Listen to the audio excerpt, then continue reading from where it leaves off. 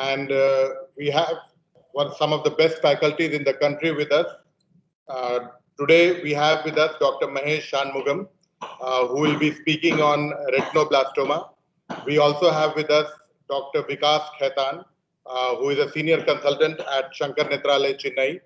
And we also have with us Dr. Pooja Sinha, who is a senior consultant at ABI Institute, Patna. Professor Mahesh Shanmugam is currently the head of the vitreoretinal services across all the Sankara Eye hospitals.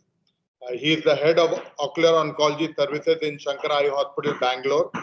He has special interest in medical retina, surgical retina, vitreoretinal surgery, ocular oncology, pediatric retinal surgery, including ROP. He has around 160 articles in peer-reviewed journals, and he is the co-founder of RetNet India, which is a very, very popular organization for some of the best retina specialists in the country. He has won several awards, including Rangachari, the most prestigious award of All India Ophthalmic Society, Colonel Rangachari Award. He has also won the Shiva Reddy Oration Award, Swarnalata Punchi Best Research Worker Award, MG Bijay Memorial Award, and Samar Kumar Biswas Award, amongst many others. He has many presentations in his national and international conferences, and he has been training fellows since 1993. We are very, very blessed to have sir with us. Postgraduates, as you grow into, you will realize what a big name Dr. Mahesh Shanmugam is and how blessed we are to have him with us today. I'd like to request Professor Mahesh Shanmugam to please start his presentation. Good evening, Dr. Harjit. Thank you very much for the kind words. It's great seeing you and Dr. Pooja and Dr. Vikas. Thank you for this opportunity, letting me meet all the postgraduates virtually. Good evening, everyone. So let me share my screen.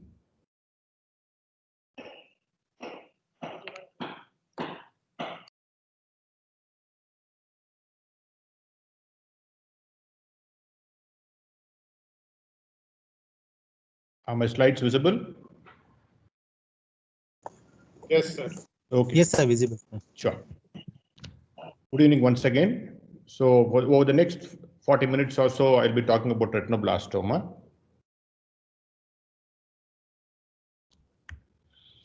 So let's start with the cell of origin of retinoblastoma. The retinoblastoma is supposed to start from possibly the cone precursor cells. So that's what a study has found. But then if you were to do an optical coherence tomography of retinoblastoma, we find that the tumor is arising from the inner nuclear layer. So not from the outer retina, but from the inner nuclear layer. So how do we explain this? Possibly the cone precursor cells which are supposed to form retinoblastoma have moved into the inner nuclear layer, or the absence of the retinoblastoma gene in the inner nuclear layer has probably made one of these become cone precursors and become retinoblastoma. Either way, the studies have shown that it's possibly arising from the cone precursor cells, but at the present moment, it doesn't have any significance as far as treatment or diagnosis is concerned, because we just diagnose retinoblastoma and go on treating with it. Maybe in the future, when cell-based treatments come up, this particular information about the retinoblastoma arising from cone precursor cells may be important. Let's move on to what is important, the retinoblastoma gene. So this is the 13q14 locus is where the retinoblastoma gene is located. It is a tumor suppressor gene. So what it means? So if the gene is there, it suppresses formation of retinoblastoma. And it's a dominant gene. What it means is if a single cell has one retinoblastoma gene which is functioning, that itself is adequate to prevent a retinoblastoma from forming. So presence of retinoblastoma gene is normal. All of us have this retinoblastoma gene. Both the copies of the gene should be lost for retinoblastoma to occur. Even if one copy of the gene is there, that's adequate to prevent a tumor from forming. As we all know, retinoblastoma can be divided into two groups, the sporadic retinoblastoma and the familiar or the germinal type of retinoblastoma. 60% of retinoblastoma is sporadic. So all these children are born with two normal genes. So all the cells in the body have retinoblastoma gene. And as the retina develops, so any developing tissue, rapidly developing tissue, mutation can happen. So mutation happens, and by some chance, the retinoblastoma gene is lost in both cell, both the retinoblastoma genes are lost in one particular cells. Both the copies of the gene are lost in one particular retinal cells, then it tends to form a retinoblastoma. As you can imagine, this chance happening of both copies of the gene being lost in one cell is particularly rare.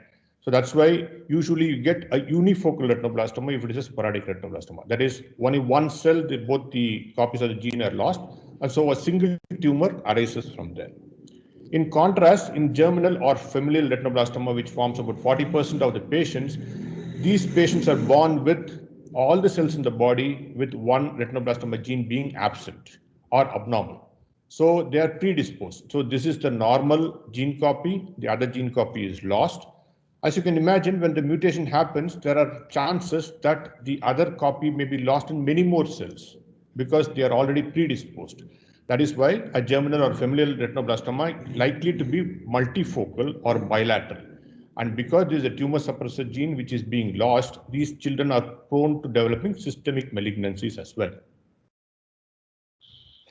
So let's go on to the clinical features. Mean age at presentation of retinoblastoma in the Western population is around 18 months. Bilateral patients present earlier. They present at 12 months of age. And unilateral patients present later at around 24 months of age. But in India and the developing countries, children do present later, not like actually we diagnose them later, they are brought to us later. So mean age at presentation in India is around 24 to 35 months. So the most common sign of retinoblastoma the parents bring with this particular symptom is leukocoria. You can see this white reflex here. So what causes this white reflex is the light reflecting off the white tumor. So as you can see, when the child is looking straight, you don't see a white reflex. When the child looks a little bit towards the nasal side is when you see the white reflex. So this child has a tumor on the nasal side. So when the light bounces off from the white tumor is when you have a leukocoria. So if you don't dilate the pupil and see, leukocoria may not be obvious, because if it is a small tumor which is located in the periphery, it will be usually the parents, it's usually the mother or the grandmother who will tell us that there is a white reflex when the child looks at a particular direction. So it's always our duty to dilate the pupil and make sure that you're not missing retinoblastoma when the parents complain of a leukocoria. Undilated, it may not be obvious all the time. The second common symptom is strabismus. So strabismus is when the tumor involves a posterior pole. So when the tumor is involved in the macula, that can cause a refractive error, which can cause a strabismus. So any child with strabismus, once again, it's a duty to dilate and make sure that we are not missing a retinoblastoma. Other presentations in older children, they can present with the poor vision. They can present like endophthalmitis. You can see a hypopyon here. And this is a child which has had multiple surgeries, had lensectomy, vitrectomy for a diagnosis of endogenous endophthalmitis. And you can see the size of these cells which are coming up. You can see these cells. I'm not entering the eye, it's just an examination under anesthesia. So the convection current is throwing up these cells. You can see these cells are pretty large. And this hypopyon, which we suspect to be hypopyon of tumor cells, does not shift easily.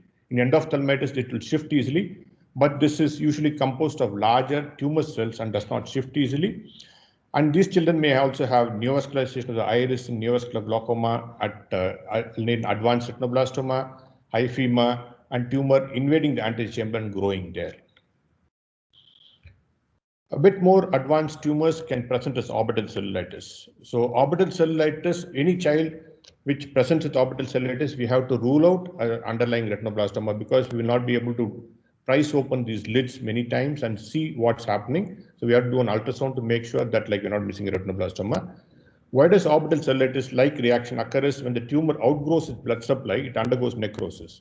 This necrosis sets up an inflammation in the orbit, giving rise to an orbital cellulitis-like reaction. So this doesn't mean that there is an extraocular tumor. It is just the death of the tumor causing a sterile inflammation in the orbit, resulting in orbital cellulitis. So we give a small course of steroids. This inflammation will go down, and then we can go ahead treating it. Most often, these children will need an enucleation. And if this tumor necrosis proceeds further, they can land up in phthisis. So an unexplained phthisis is likely to be a spontaneously necrosed retinoblastoma. So in this child, the diagnosis is obvious because the other eye has leukocoria and this eye is showing phthisis. And of course, there can be gross extraocular extension of the tumor like this as well. So how do we diagnose retinoblastoma? The most important investigation is indirect ophthalmoscopy with scleral depression, and usually done under general anesthesia, because the children will not allow a thorough examination of the whole of the fundus. So it's better to give general anesthesia, examine under anesthesia, and depress to see if there are very small tumors, like somewhere close to the ora or in the periphery. And the next easy thing to do is an ultrasonography. This can be done in the clinic itself. So whenever we suspect retinoblastoma, the next thing to do is to do an ultrasound. So what are the clinical features? What are the features on ultrasound? We see calcium, isn't it? So because of calcium, we see this high reflective irregular mass lesion. So usually it appears as an irregular mass with multiple high spikes. These spikes will persist even if we lower the gain in ultrasound. So the calcium actually blocks the sound waves from going towards the back part of the eye. So if you see here, we can see the sclera, we can see the orbit, but here we don't see it because the calcium is blocking the sound from going here. So we get an orbital shadowing. So it will be an irregular mass, presence of calcium, high reflectivity, which will persist even if we lower the gain, which will mask the orbit. And in addition, secondary changes like retinal detachment can also be there. Next thing we do in all children with retinoblastoma is to do an MRI. So MRI will give us confirmation of the diagnosis and also tell us if the tumor is confined to the eye or it has come out. So most of the malignant lesions in the eye will appear like this. They appear as hyper-intense to the vitreous in T1 weighted images and hypo-intense to vitreous in T2 weighted images. So we can see here, this vitreous is black. That means it's a T1 weighted image. Here we can see a lesion which is hyper-intense. The same section in T2 weighted image, the vitreous is white. That means there's a T2 weighted image and the lesion is hypo-intense. So this confirms the diagnosis of retinoblastoma. T1 hyperintense, T2 hypointense. And in addition, you can see the optic nerves beautifully. You can see the CSF around the optic nerve. So it shows that the optic nerve size is normal. There is no extraocular disease. Macroscopic extraocular disease or optic nerve invasion is something an MRI will pick up beautifully. If there is any extrascleral extension, once again, the MRI will show. And bilateral retinoblastoma, as we know, is likely to have, some of these children are likely to have what we call as the trilateral retinoblastoma, that is midline intracranial tumors, including pinealoblastoma. So that once again, the MRI will show us. And if there is a CNS metastasis in advanced disease. So an MRI is something which is usually done to see if there is an extraocular disease in a retinoblastoma. An ultrasound will not show us because the calcium is blocking, so we will not be able to see clearly if there is an extraocular disease. And imaging like an MRI is what is required. CT scan is what we used to do earlier, but then CT scan also will pretty much show presence of calcium beautifully much more than the MRI, and also show if there is an optic nerve or an extrascleral disease. But CT scan I would is preferably avoided because radiation can increase the risk of second malignant tumors in retinoblastoma patients. These patients are predisposed to other tumors, so radiation in any form can increase this risk. So preferable to avoid CT, but if it is not possible to have an MRI done, a CT is something which we can have it done. Now moving on to differential diagnosis. So anything which causes a white reflex is a differential diagnosis of retinoblastoma, and cataract is for the sake of the exams, we can put cataract as a differential diagnosis, but I'm sure like all of us can make out cataract from a retinoblastoma. So eyes with cataract are usually normal sized, and around 1/3 of the eyes with congenital cataract have elevated intraocular pressure. And usually congenital cataract is bilateral, and if it is unilateral, it is usually secondary to trauma. And everything is confined to the lens. There are no retinal changes on examination or on imaging. There is no mass, no retinal detachment, and no retinal fibrous tissue. And retinoblastoma, even if the tumor is touching the lens, it's rare for it to present with cataract, but advanced lesions when the tumor has undergone necrosis and caused an inflammation, in that situation, they can present with cataract. And PHPV. So this also will present as cataract and can also show us a retrolental mass lesion. This is a rare child with bilateral PHPV. The other eye was tricycle. This is the only functioning eye, and as you can see, this is the cataract which is being removed. And there is usually, this is the fibrous tissue. This fibrous tissue stalk will start from the disc and extending to the infernasal pole of the lens. So PHPV is usually unilateral, and these PHP eyes are small, and we will be able to see a stalk extending from the disc to the inferior nasal part of the lens on ultrasound if there is no fundus view, and during surgery once again we can see this. But the most common thing which we will confuse us with is Coats disease. So many children with Coats can present like retinoblastoma. Similarly, retinoblastoma can be confused with Coats. This actually, you can see this vascular malformation suggestive of Coats disease, the telangiectasia, dilated vessels and all that. But actually this child had retinoblastoma beneath that. So in Coats disease, this is what we do. You can see the retina is right behind the lens, and you can see these vascular malformations. I do a transconjunctival drainage of the subretinal fluid. You can see injection of the fluid into the vitreous cavity, and there's another needle which is loaded onto a syringe without a plunger, allowing the retina to attach. Then we use steroids and laser photocoagulation. And so these are some of the risks we can achieve. So we can see the hard exudation going away, and retina is totally attached. The hard exudate, the macula is gone, and this child had got back about 6/18 vision. But in contrast, similar appearance, isn't it? The retina is right behind the lens in this situation as well. But this is not Coats disease, this is retinoblastoma. So how do we say that? In Coats disease, there is no retinal involvement. So if we note carefully, we see these white flecks, you see these white lesions, which are arising from within the retina, which are there in both the eyes. You can see these white lesions, isn't it? So this involvement of the retina is something which is suggestive of retinoblastoma. So this involvement of the retina is something which we don't see in Coats disease. All the changes are just vascular malformation in the retina, and the exudation is subretinal. But here we see this retinal thickening and white lesions involving the retina, and you can see here carefully, this is something which is breaking into the vitreous cavity as well. So this is the tabular column which shows us the difference between Coats and retinoblastoma.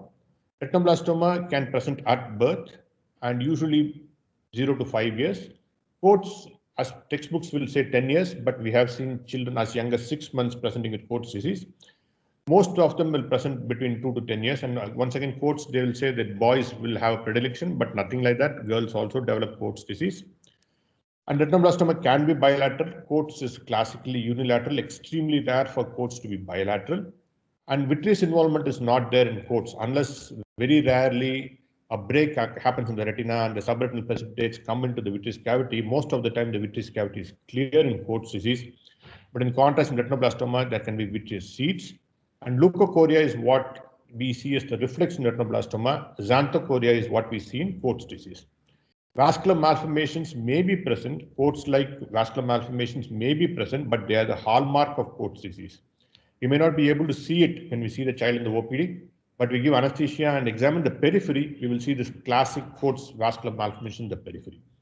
Mass in retinoblastoma can be intraretinal, subretinal, or vitreous. And Coats, it's all subretinal because it just clumped exudates in the subretinal space. Calcium is a hallmark of retinoblastoma, though not all retinoblastomas will have calcium. In Coats, yes, calcium can be there in advanced Coats disease, which is usually a plaque-like calcification of the sclera. Exudative retinal detachment can be there in both, but Coats it's much more. As you can see, the retina is right behind the lens in Coats disease. These are the imaging changes. In retinoblastoma, CT will show calcium, and the ultrasound shows an irregular mass lesion with calcium. But here in Coats, we see a retinal detachment with subretinal, these hyperreflective dots, which are the exudates in the subretinal space. And CT scan shows just a ground glass appearance, no mass lesion at all. Here again, no mass lesion at all. Another differential diagnosis, toxocariasis. Toxocariasis is usually unilateral, and the eye will look quiet. The child will not complain of anything. They'll just come with a white reflex. And if we look carefully, we will find one peripheral granuloma associated with the tractional retinal detachment. And usually this comes from puppies. So there'll be history of exposure to puppies. And there can be history of seizures or fits because of CNS involvement. There is one patient who's undergoing vitrectomy for toxocariasis. You can see this is the optic nerve head. You see this fibrous tissue extending from the posterior pole to the peripheral granuloma. So this fibrous tissue will cause something like a falciform fold. So there are granulomas in the periphery, and there will be a retinal fold extending to the posterior pole with one little bit of granuloma-like tissue at the posterior pole. So this granuloma, along with the traction retinal detachment, is usually toxocariasis. Endophthalmitis can happen in children post-trauma or post-septicemia. And usually you'll find circumcorneal congestion and conjunctival congestion, which is not there when retinoblastoma mimics endophthalmitis. And the hypopyon will shift, as I mentioned earlier, and there can be signs of perforation. This is a child with not endophthalmitis, but actually retinoblastoma mimicking endophthalmitis. As you can see, the eye is perfectly quiet. What happens is, like when there is a trivial trauma, the child falls off a cycle or something, the parent's attention is drawn to the eye. So that is when they notice that there is a white reflex and bring the child over, thinking that it's an infection post trauma. But when we look carefully, actually it could be an endophthalmitis, and the parent's attention to the eye has been drawn because of the trauma. So this is the first image which we saw when we started the presentation. We go back to it. This again, the child was brought as post trauma, white reflex post trauma, and the doctor who referred the child to me called me up and said, "It's an endoff. Can I go ahead and do a vitrectomy?" But if you notice that the eye is perfectly quiet. There's no CCC, no conjunctival congestion, and the child is perfectly comfortable. So this is not endophthalmitis, but actually retinoblastoma. And what you're seeing here is the vitreous seeds. So these vitreous seeds are just behind the lens. So what is different in this is what we call a diffuse anterior retinoblastoma. 1 to 2% of all retinoblastomas is actually diffuse anterior retinoblastoma, and they are usually unilateral and present a little in older children, 5 to 12 years of age. What is different is these children will have a very, very small anterior tumor. So this tumor is so small, it may not be picked up, it may not have calcium, it may not be picked up on any of the imaging. But this small tumor seeds the vitreous, the ciliary body, anterior chamber and angle, and predominantly presents in the anterior chamber like a hypopyon. So it can very easily be mistaken for an endophthalmitis. And though the tumor is very small, it's very difficult to save these eyes. Most of these eyes will need an enucleation. And surprisingly, even after enucleation, about 50% of the patients will not be able to identify the retinoblastoma itself. So a high degree of suspicion is what is required in these children. Stage 5 ROP is another differential diagnosis because that also gives rise to leukocoria. So there is a stage 5 ROP which is undergoing lensectomy plus vitrectomy. So what we see here is the retinal fibrous tissue, and this dull yellow tissue which you see here is the retinal detachment. It's a traction retinal detachment. This whole fibrous tissue lifts up the retina as a traction retinal detachment, and so a bimanual lensectomy vitrectomy is what is being done. So we see an anterior chamber maintainer, we remove this fibrous tissue, and this is the retina. So we remove this scar tissue and allow the retina to reattach.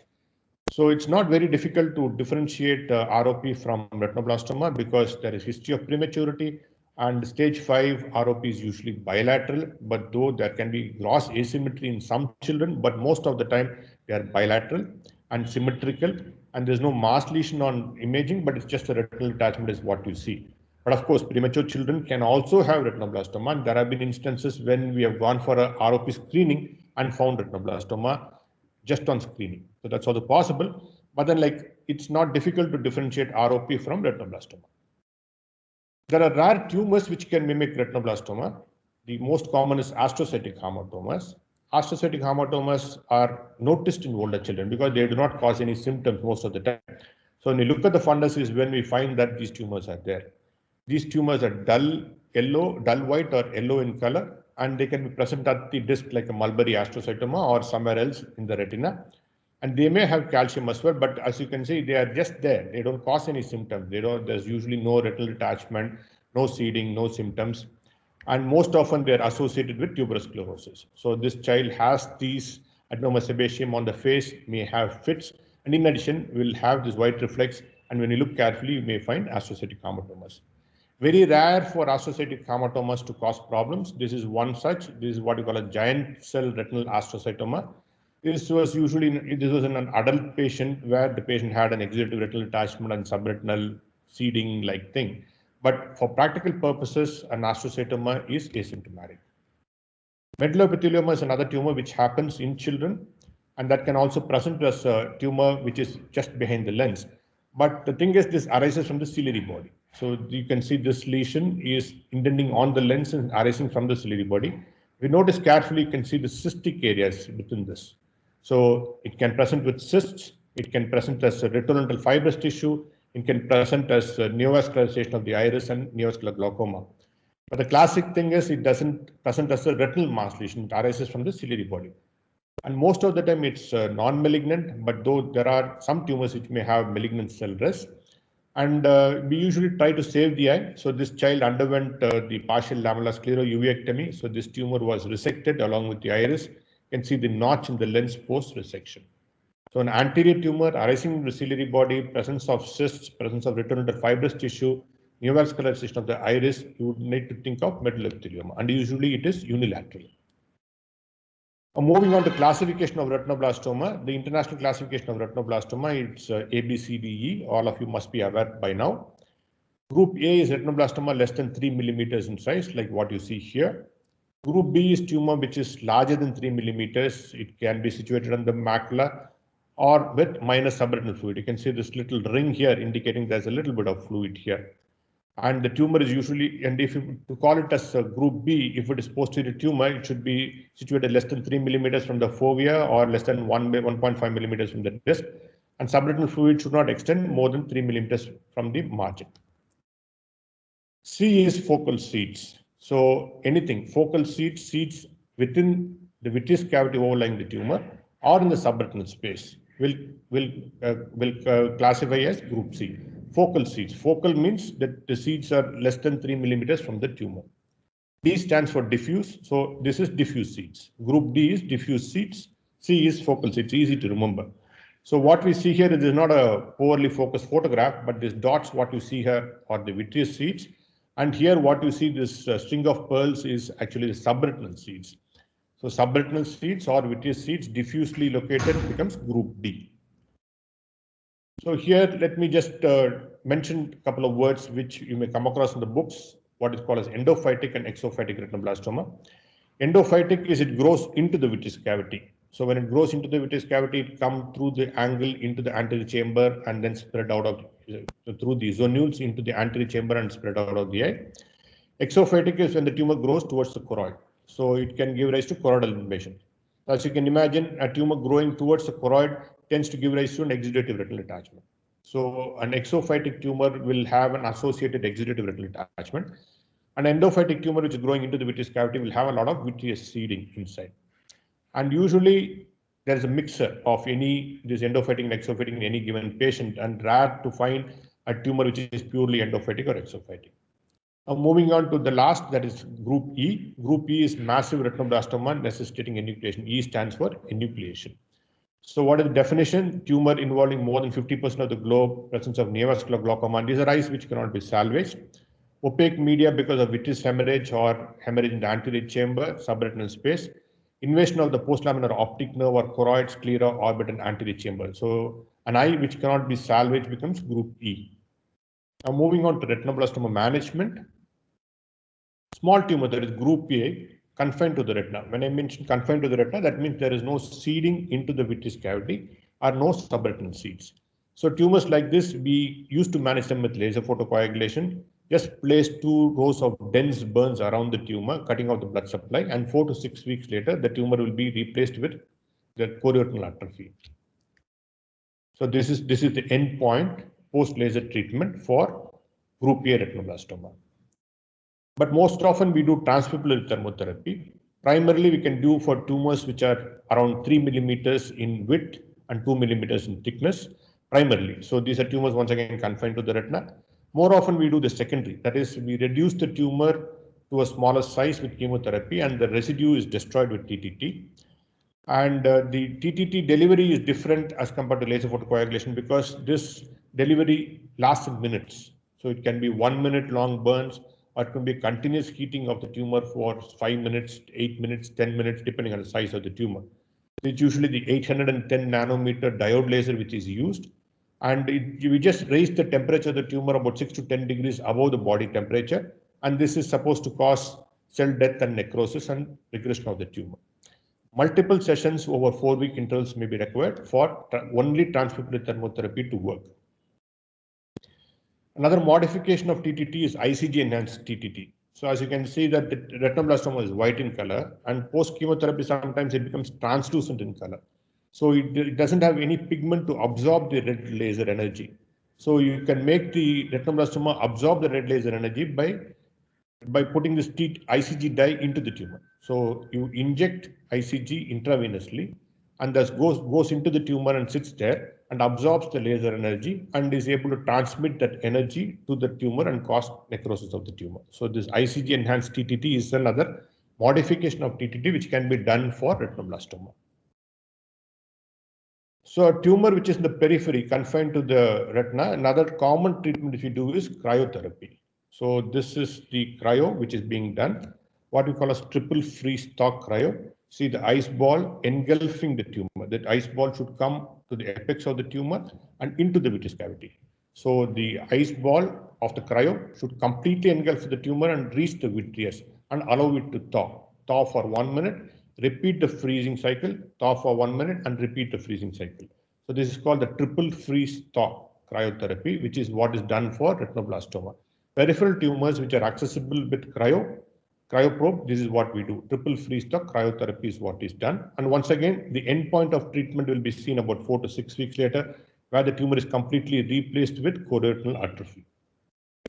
So you can see the tumor here and all that is replaced with choroidal atrophy here.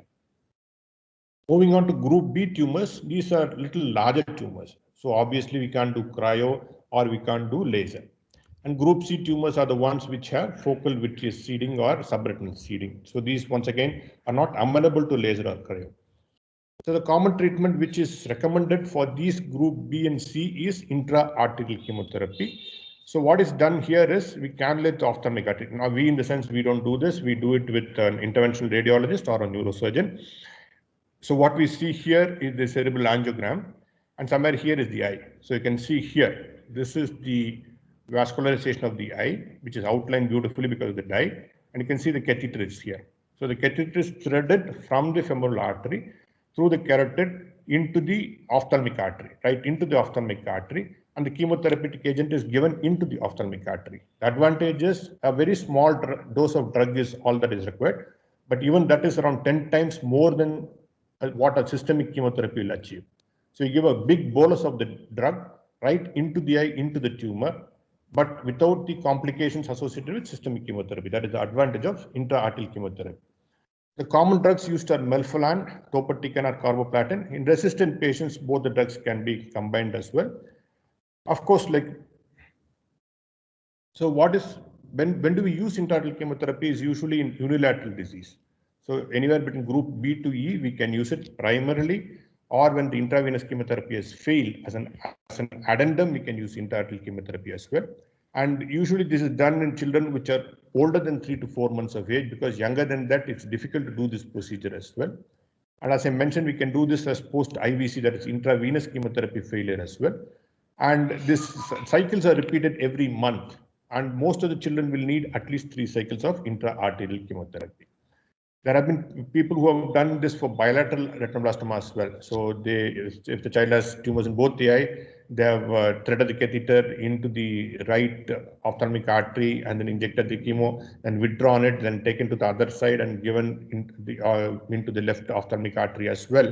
So, but it's not usually recommended for bilateral RB. If it is unilateral, is what the intra-arterial works best. Because bilateral, what happens, these children may have a trilateral retinoblastoma, and they may have increased risk of developing a metastatic disease. So intravenous chemotherapy is better. And intravenous chemotherapy has also shown to decrease the risk of trilateral retinoblastoma from happening. So in a bilateral retinoblastoma, intra-arterial, though it can be done, is not preferable. Intravenous is preferable because a single shot in the vein will reach both the eyes, will also decrease the risk of pinealoblastoma. And in case there is a pinealoblastoma, that will also be taken care of by the intravenous chemotherapy. So intra-arterial is preferred for unilateral disease, and usually group B to group C is when it works best, though group D, group E, where we have done intravenous and it has failed, intra-arterial can also be done. And intra-arterial, though the systemic risks associated with chemotherapy like weight loss and increased risk to infections and all is less, it has its own set of complications as well.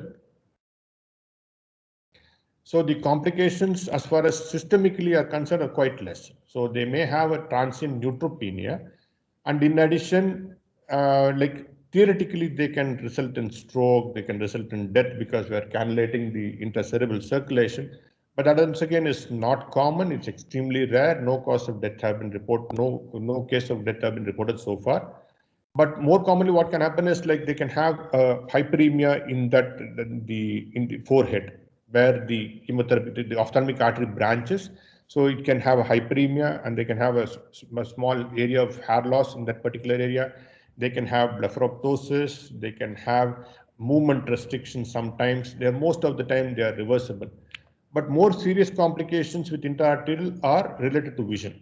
So sometimes they can have ophthalmic artery occlusion or choroidal artery occlusion or a branch retinal artery occlusion. So vision threatening complications can happen with intraarterial chemotherapy. That is something which we need to keep in mind. Though it is unlikely and rare, they can happen. So the most serious complications we are worried about in intraarterial chemotherapy are not systemic, but more to do with the eye. Many of them are reversible, but the irreversible ones are the ophthalmic artery or choroidal vascular occlusions or branch retinal artery occlusions, which can result in loss of vision in these children.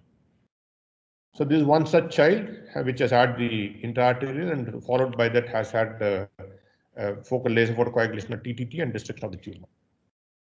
So let's move on to group D. Group D, it's a little bit more diffuse disease. Yes, intraarterial can also be done. In addition to that, what we have to do is the intravitreal chemotherapy.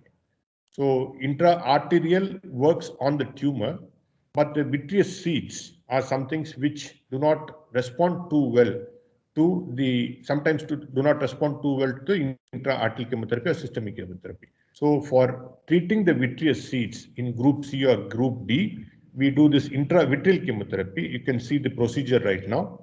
A paracentesis is done to make the eye soft so that like when we go in through the sclera and give the injection, we don't want a reflex of the vitreous along with the tumor cells coming out to the sclera.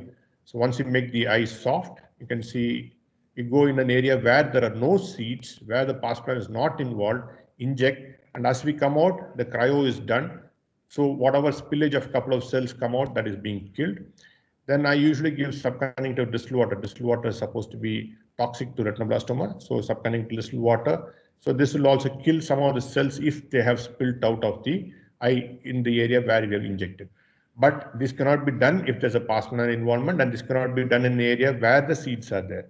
So we select an area where there are no seeds and inject intravitreal chemotherapy. Melphalan or topotecan are the agents which can be given for treating vitreous seeds in group C or group D retinoblastoma.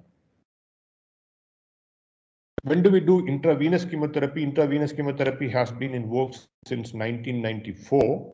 So this is, even now in India, it's the most commonly done because intraarterial is quite expensive and intravenous is like probably 1/10 the cost or 1/20th the cost of a single cycle of intraarterial. And most of our patients can afford only intravenous. So intravenous is what is done. And where it is preferable, bilateral or familial retinoblastoma, as I mentioned, intravenous is preferable because this decreases the risk of pinealoblastoma as well as metastasis. And whenever we suspect optic nerve or massive choroidal invasion, intraarterial is not advised because what can happen is when we go there, thread it and start pushing the chemotherapy, this optic nerve invasion or choroidal invasion actually can push the seeds when we do the intraarterial, can push the tumor out of the eye and can risk metastasis. So this is theoretically that is possible. So when there is an optic nerve invasion or choroidal invasion, intraarterial is not used and intravenous is what is used.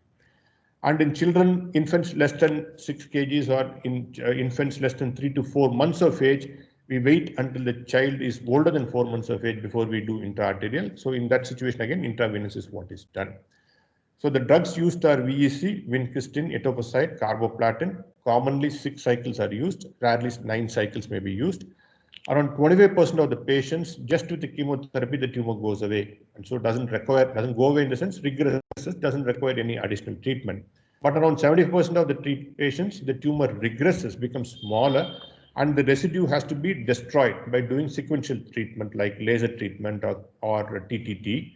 That's something which would have to be done.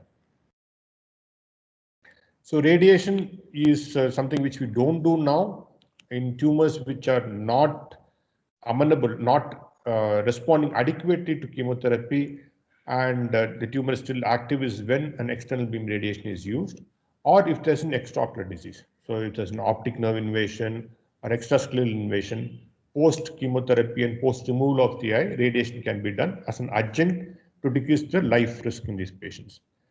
If you were to do for intraocular disease, as I mentioned, the tumor is not responding adequately to chemotherapy is when an external beam radiation is used. But wherever possible, preferable to use brachytherapy, because external beam radiation radiates the whole part of the eye, like under the orbit. And why we want to avoid radiation, as I mentioned earlier, these children in germinal retinoblastoma have an increased risk of second malignant neoplasms. And this risk is increased if you do radiation, particularly in children who are less than 1 year of age. You want to avoid radiation, but if you cannot avoid radiation, better to localize the area of radiation to where the tumor is, isn't it? So that is where the brachytherapy comes into play. So if the tumor is localized, we can do brachytherapy, but if it's diffuse, we still have to do EBRT. As I mentioned, chemo-resistant tumors, very large tumors, is when we do radiation. The dosage delivered to the tumor is around 35 to 40 gray. So this is a video of brachytherapy. This is the ruthenium plaque which is being fixed. So localize the tumor just like how you would do in a scleral buckling for localizing a break, and leave this plaque in place overlying the sclera. And how long we leave it in place depends on the treatment planning or dosimetry. So usually it's about 2 to 3 days, after which we go back and then remove the plaque. And usually it takes 3 to 4 months to show the response to show in these post-brachytherapy tumors. So this is unifocal unifocal retinoblastoma. So this is a child which is not having an increased risk of like systemic malignancies, isn't it? And the advantage of brachytherapy, just one single short treatment, you can save the eye. Instead of giving chemotherapy, which is over the next 6 months, we have to keep giving every month. Instead of that, in select situations like this, brachytherapy can be a single treatment, or a single short treatment. Moving on to group E. So these are the indications for group E where it necessitates enucleation. But like in the next few slides, we see that like all these are not true. Tumor more than 50% of the globe is something which group E indicates enucleation, but not all the time. So this is one such child. You can see the retina is right behind the lens, and the eye is filled with tumor, and this is post chemotherapy. You can see the retina is attached completely. This is the optic nerve. This is the calcific residue. So tumor filling more than 50% of the globe is not exactly an indication of enucleation, but you can give chemotherapy to see how it responds. Sometimes you may be able to save these eyes as well. Intraocular hemorrhage, yes, the view is not clear. Earlier, we were scared to invade an eye and do vitrectomy in these eyes with retinoblastoma. But now with some precautions, we do a vitrectomy. You can see this eye is had multiple tumors to the only eye of the child and had developed vitreous hemorrhage. And we went ahead and did vitrectomy. So that is the posterior hyaloid which is being removed. So this is not something which is done routinely as a treatment.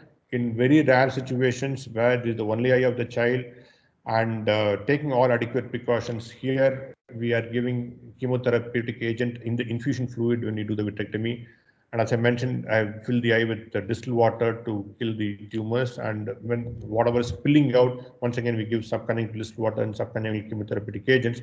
So earlier we used to be very worried about invading an eye with retinoblastoma, but now in select situations, we are taking chances and doing treatment. So this was how it was about 20 years back. Vitrectomy in eyes with unsuspected retinoblastoma was a taboo.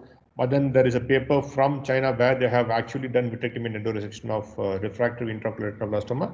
We have not yet come to this stage where we do vitrectomy for every child with retinoblastoma, but in select situations where there is a regmental retinal detachment or a vitreous hemorrhage in the only eye of the child, then we do vitrectomy. As I mentioned, we do take special precautions. There's a chemotherapeutic agent in the infusion fluid, and we make sure that take all adequate precautions to prevent spillage of the tumor out of the sclerotomy sites as well. So anterior chamber seeding and neovascular glaucoma are once again an indication for enucleation, but some of these eyes we can still save. So you can see there is secondary glaucoma in this child, and there is anterior chamber seeding. And this is post single injection of melphalan. You can see the corneal edema has gone down, and the vitreous seeding and the anterior chamber seeding have gone down.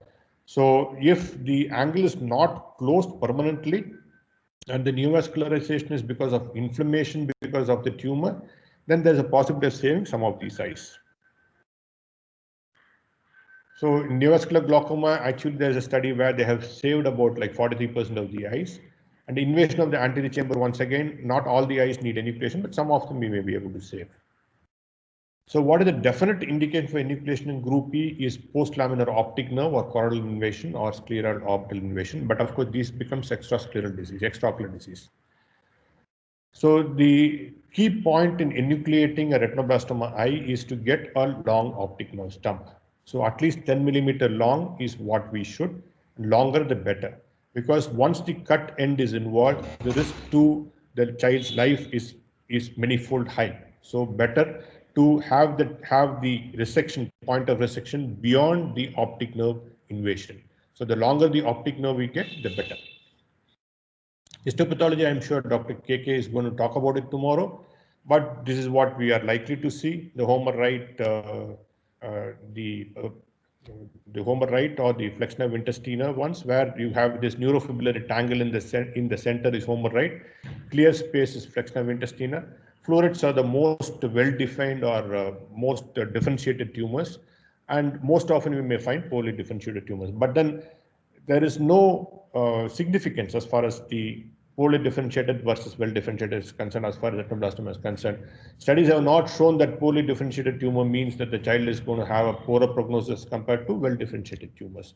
But well differentiated tumors probably will take a little longer to regress completely. So they don't grow too well, they don't grow aggressively as well, and they take a little longer to regress as well. So once we enucleate the eye, we have to send it for histopathology, and we look for these special characteristics. Whether there is an anterior chamber seeding, whether there is gross uveal infiltration, whether there is an optic nerve infiltration, that is post-laminar optic nerve infiltration or extrascleral disease. So if there's a post-laminar optic nerve infiltration, not gross extrascleral disease, just a post-laminar optic nerve infiltration, anterior chamber seeding and uveal infiltration, these are deemed as high-risk HPV factors and adjuvant chemotherapy. So post-enucleation, we treat this child with intravenous chemotherapy for 4 to 6 cycles to decrease the risk of metastatic disease subsequently. The risk is quite low, and to decrease this risk further is when the adjuvant chemotherapy is being done. So extraocular disease. So once, so this child had an enucleation and had an orbital recurrence. So is an orbital recurrence. Or if you find extrascleral disease and optic nerve thickening is when we do a metastatic workup. For any child with intraocular retinoblastoma, metastatic workup is not required. Only when we suspect an extraocular disease, optic nerve invasion, extrascleral invasion, or an orbital recurrence is when we do a metastatic workup.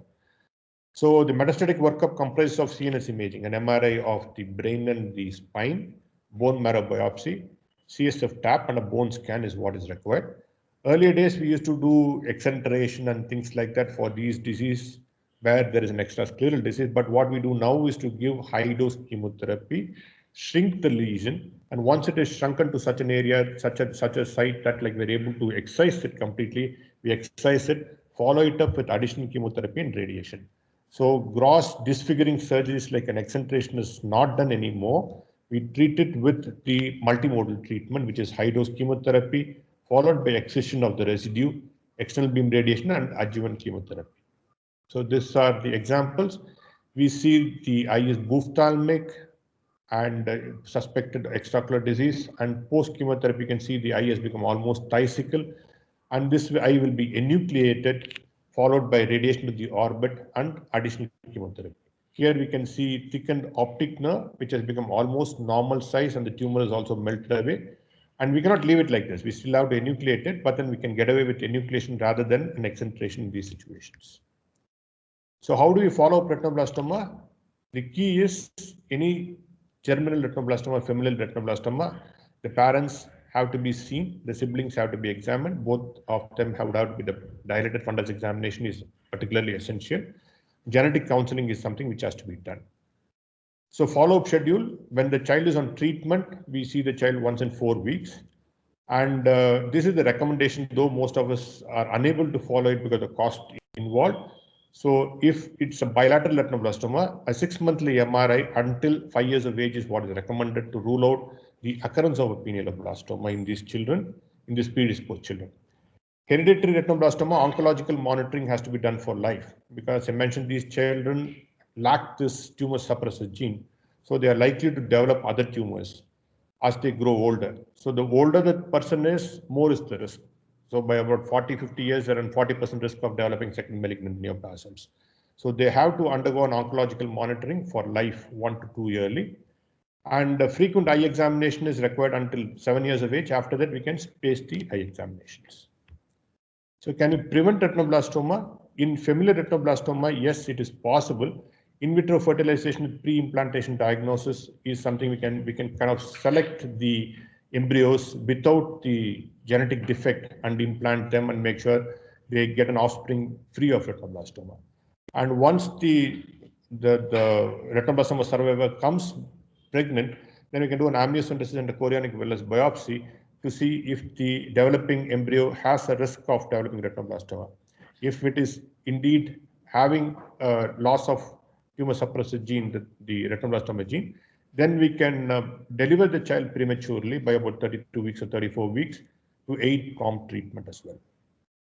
So that's in brief about retinoblastoma, and thank you for your kind attention. Thank you, sir. An excellent presentation, and I think it was as exhaustive as it could get because you've touched each and every point, each and every aspect. I don't think there's anything which you haven't, stressed upon. Dr. Vikas, would you like to add something or any comments from your side? No, I think it was every single topic is actually a talk in itself. So what sir has covered in 50 minutes or 55 minutes is actually a whole day CME program. So very, very difficult to cover a topic of retinoblastoma in 1 hour. But I think from the postgraduate perspective, he's covered almost every single aspect of it. And if I remember correctly, the last DNB exams, there were 3 questions on retinoblastoma alone. So it is very, very important for postgraduates to actually read retinoblastoma in total from a very good textbook. And thank you, sir, for taking this class for all of us. We really learned a lot. Thank you, Vikas. Thank you, Pooja. I think the most favorite Viva questions from my postgraduate days, which I can remember, is they ask about the features of hypopaeon in retinoblastoma. How is it different from a regular hypopaeon? So I think all the PGs should know the differences between that. And the very important point he raised about enucleation, how is it different from a regular enucleation, is he has stressed upon it that the optic nerve size has to be as long as you can get so that the tumor cells are contained within the stalk and the risk of metastasis is reduced. So any other questions the postgraduates would like to ask, you can please unmute and ask, or you can write in your chat box.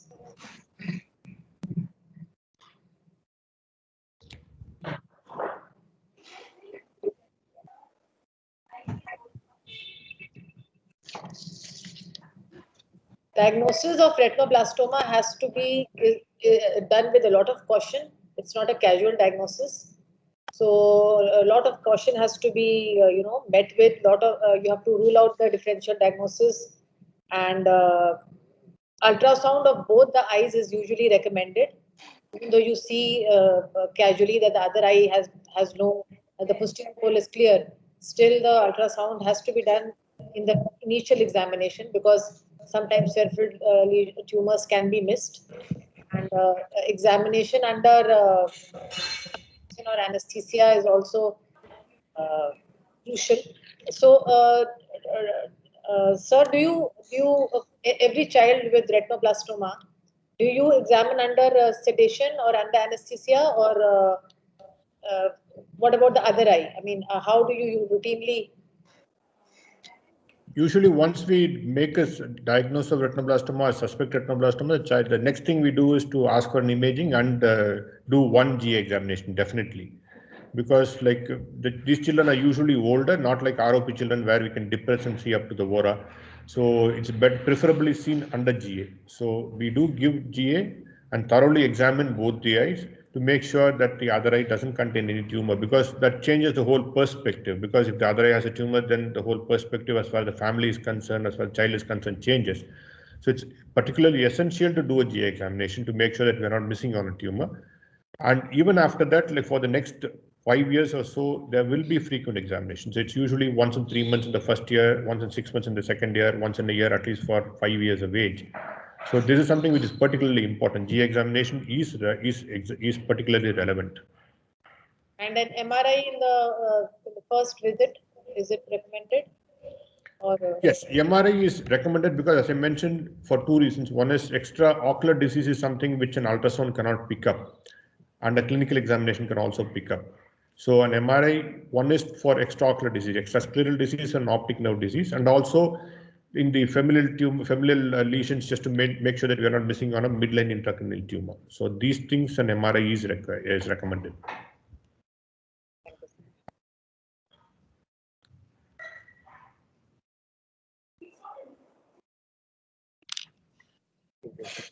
As you want to add? No, I think I'm good. Sir has covered everything very well.